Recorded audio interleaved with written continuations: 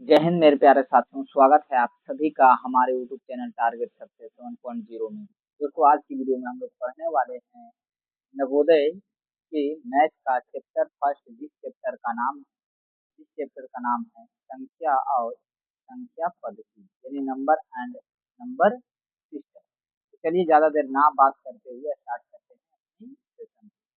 चलिए स्टार्ट करते हैं। तो सबसे पहले इसमें अगर हम बात करें अंक की यानी डिजिट की, तो डिजिट होती क्या है? तो डिजिट को गणित की नींव कहा जाता है। डिजिट जो है वो क्या है? गणित की नींव। और अंक गणित में सभी संख्याएं जो है इन्हीं 10 अंकों से बनती है, जो कि अंक कहलाते हैं। तो अंकों की संख्या टोटल कितनी है? और उन्हीं 10 अंकों से ही सारी अंक गणित की संख्याएं बनती है। तो वो संख्या कौन कौन है, यानी वो अंक कौन कौन है? तो वो अंक हो गए 0, 1, 2, 3, 4, 5, 6, 7, 8 और 9। यही है हमारा क्या डिजिट। तो टोटल डिजिट कितने होते हैं? 10 होते हैं, 10 डिजिट होते हैं। इन्हीं डिजिट से बहुत सारे संख्याएं लिखे जाते हैं। जैसे कहने का मतलब, अगर यहाँ पे हम 12 लिख दें तो 12 जो ये हमने लिखा, ये एक संख्या है और ये किससे लिखा गया है? तो वो डिजिट के थ्रू। इसमें कितने डिजिट हैं? 2 डिजिट, एक 1 और दूसरा 2। तो इन्हीं डिजिट का प्रयोग करके सभी संख्याएं लिखी जाती हैं। अब यहाँ पे हम लोग समझते हैं संख्याओं का निर्माण। तो संख्याओं का निर्माण होता कैसे है? तो सबसे पहले यहाँ पे हम लोग स्मॉलेस्ट नंबर यानी छोटी संख्या को बारे में समझेंगे, उसके बाद हम लोग बड़ी संख्या के बारे में समझेंगे यानी ग्रेटेस्ट नंबर को। तो सबसे यानी स्मॉलेस्ट नंबर की हम बात करें तो एक अंक की जो सबसे छोटी संख्या होती है, एक अंक की सबसे छोटी संख्या क्या होती है? एक ही होती है। एक अंक की सबसे छोटी संख्या एक ही होती है।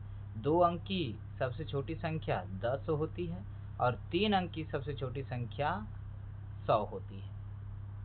तो यहाँ से अगर आपसे 4 अंकों की छोटी संख्या पूछी जाए तो वहाँ पे हम लोग क्या लिखेंगे? 1 और 3 को इस पे क्या दे देंगे? 0, यानी 1000। ये हो गए 4 अंकों की सबसे छोटी संख्या। अब सुनिए, 4 अंकों की सबसे छोटी संख्या इसे हम लोग क्यों कहते हैं? क्योंकि यहाँ जैसे 2 अंकों की सबसे छोटी संख्या कितना हमने बोला? 10 बोला। तो 2 अंक जो है वो कब से स्टार्ट होता है? 10 से ही स्टार्ट होता है। 10 से अगर थोड़ा सा हम कम आएंगे तो वहाँ पे कितना आ जाएगा? 9 आ जाएगा, जो कि एक ही अंक वो होता है। और हमें यहाँ पे क्या कहा जा रहा है? 2 अंक की सबसे छोटी संख्या। तो 2 अंक का स्टार्टिंग कहाँ से होती है? 10 से। तो 10 से स्टार्ट होती है, इसीलिए 2 अंकों की सबसे छोटी संख्या 10 है। और कोई ऐसी संख्या नहीं है जिसमें 2 अंक हो और 10 से छोटा हो। तो इसीलिए 2 अंकों की सबसे छोटी संख्या हमारा क्या हो जाएगा? 10। और 3 अंकों की बात करें तो 3 अंक जो है वो स्टार्ट कहाँ से होता है? 100 से। अगर इससे हम कम आए यानी पीछे आ जाए तो 99 होगा, यानी 99 होगा। और 99 जो है ये 2 ही अंक का है। तो 3 अंक की सबसे छोटी संख्या क्या है? 100। और इसके बाद बहुत सारे संख्याएं आएंगी 3 अंक की। तो 3 अंकों की सबसे छोटी संख्या कितनी होगी? 100। और 4 अंक की पूछे तो 4 अंकों की सबसे छोटी संख्या 1000 होगी। ठीक उसी प्रकार से हम लोग बड़ी संख्या की बात करते हैं। किसकी? बड़ी संख्या की बात करते हैं। तो यहाँ पे अगर हमसे पूछा जाए कि बताइए 3 अंक की सबसे बड़ी संख्या क्या होगी? तो 9999। 2 अंकों की सबसे बड़ी संख्या तो 99। 1 अंक की सबसे बड़ी संख्या 9। अब देखिए, जैसा कि आप यहाँ पे देख रहे हैं तो यहाँ पे जितना भी संख्या लिखा हुआ है वो 1 अंक का है। तो इन सभी में 1 अंकों की सबसे बड़ी संख्या क्या होगा? 9 होगा। और 2 अंकों की बात करें तो 2 अंक की सबसे बड़ी संख्या कितना होता है? 99। 99 का आगे जाएंगे तो इसमें कितना डिजिट आ जाएगा? 3 डिजिट आ जाएगा। तो 2 अंक की सबसे बड़ी संख्या कितना होगा?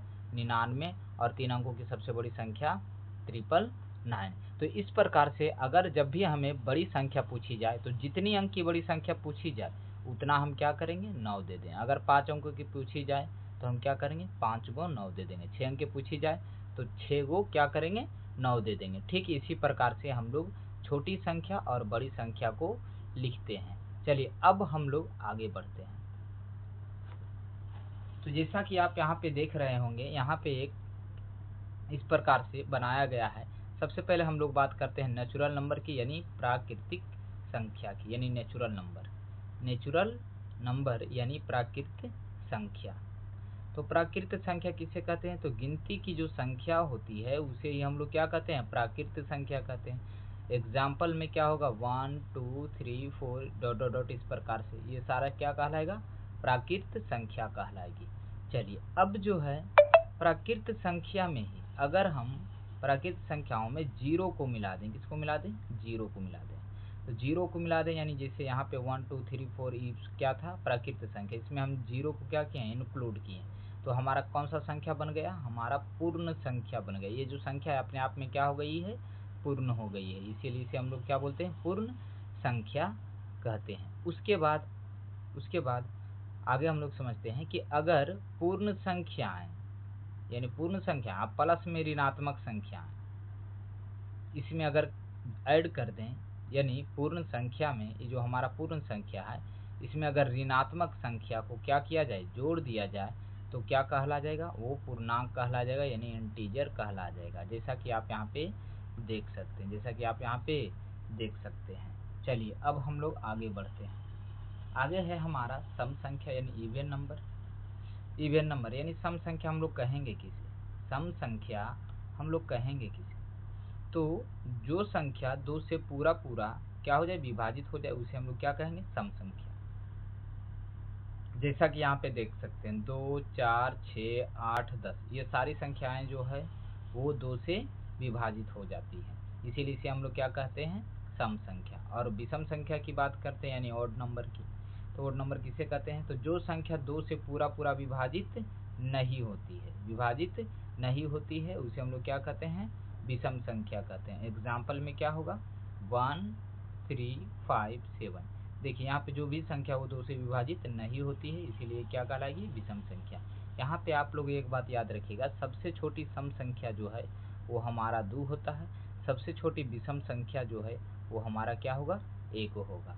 चलिए ठीक है। उसके बाद हम लोग आगे बढ़ते हैं। यहाँ पे अभाज्य संख्या की बात करते हैं, यानी जिसे हम लोग ऋण संख्या कहते हैं यानी प्राइम नंबर कहते हैं। तो देखिए केवल एक और स्वयं से विभाजित, अगर कोई संख्या एक और वो खुद से यानी अपने आप से विभाजित होती है तो उसे हम लोग अभाज्य संख्या कहते हैं। जैसे में 2 जो है वो एक और अपने आप से विभाजित होता है, 3 एक और अपने आप से विभाजित होता है, 5 एक और अपने आप से विभाजित होता है, 7 एक और अपने आप से विभाजित होता है, 11 एक और अपने आप से विभाजित होता है, यानी इसके अलावा किसी और संख्या से नहीं कटता है। एक और अपने आप के अलावा, एक और स्वयं के अलावा, एक और स्वयं के अलावा यानी खुद के अलावा किसी और दूसरी संख्या से नहीं कटती है, तो वैसी संख्या को हम लोग क्या कहते हैं? अभाज्य संख्या यानी ऋण संख्या कहते हैं।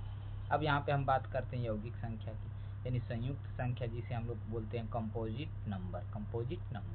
तो कंपोजिट नंबर में क्या होता है कि स्वयं तथा एक के अतिरिक्त यानी एक और स्वयं के अतिरिक्त किसी अन्य संख्या से भी विभाजित होती है, तो ऐसी संख्या को हम लोग बोलते हैं यौगिक संख्या यानी संयुक्त संख्या यानी कंपोजिट नंबर। जैसे में 4 जो है वो 1 से कटता है और अपने आप से कटता है और इसके अलावा 2 से भी विभाजित होता है, इसीलिए ये क्या कहलाएगा? यौगिक या संयुक्त संख्या कह सकते हैं। 6 हो गया, 8 हो गया, 9 हो गया और 10 हो गया। 9 भी क्या है? एक यौगिक संख्या ही है। क्यों? क्योंकि ये जो है एक और अपने आप के अलावा 3 से भी कट जाता है, तो ये क्या कहलाता है? यौगिक संख्या। आई होप आप लोगों को ये बात क्लियर हो गई होगी। चलिए अब हम लोग आगे बढ़ते हैं। आगे हमारा क्या है? आगे है जुड़वा अभाज्य संख्या।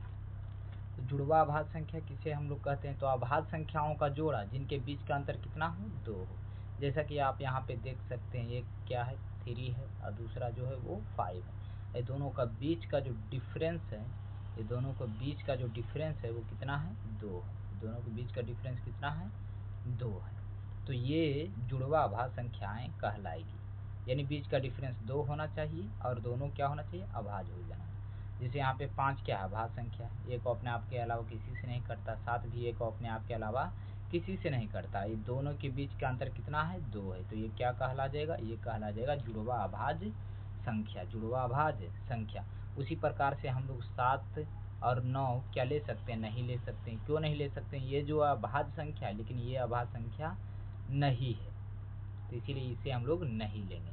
अब एग्जाम्पल में 11 13 देख लीजिए, ये दोनों के बीच का अंतर 2 है और 11 और 13 क्या है, अभाज्य संख्या है, क्योंकि ये को अपने आप के अलावा किसी से कटता नहीं है। ठीक उसी प्रकार से हम देखें तो ये दोनों के बीच का भी अंतर कितना है, 2 है, लेकिन ये दोनों कौन सी संख्या है, अभाज्य संख्या।